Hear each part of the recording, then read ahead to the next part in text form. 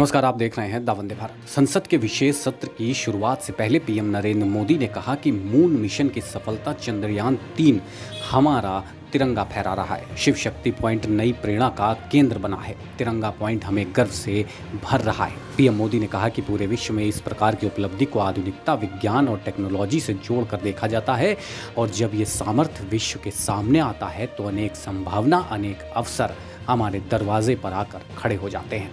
PM Modi ने कहा कि G20 में भारत इस बात के लिए हमेशा गर्व करेगा कि हम ग्लोबल साउथ की आवाज़ बने। अफ्रीकन यूनियन को स्थायी सदस्यता और G20 में सर्वसम्मति से डिक्लेरेशन, ये सारी बातें भारत के उज्जवल भविष्य के संकेत दे रही है।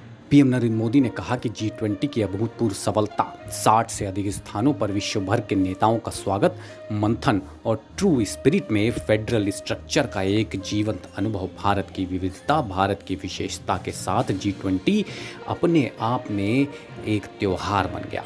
कल यशोभूमि राष्ट्र को समर्पित हुआ। कल ही विश्वकर्मा जयंती के अवसर पर विश्वकर्मा समुदाय को ट्रेनिंग, आधुनिक टूल, आर्थिक प्रबंधन के लिए पीएम विश्वकर्मा योजना की शुरुआत भी हुई।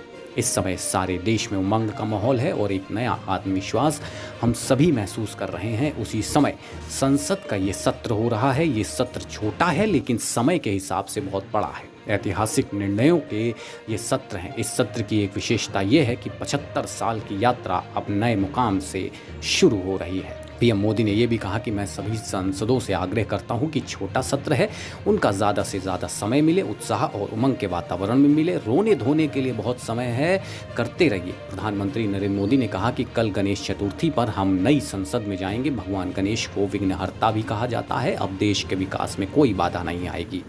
निर्विघ्नम रूप से सारे सपने, सारे संकल्प भारत परिपूर्ण करेगा। संसद का ये सत्र भले ही छोटा है लेकिन इसका दायरा ऐतिहासिक है। देश दुनिया की तमाम खबरों के लिए देखते रहिए द वंदे भारत। नमस्कार।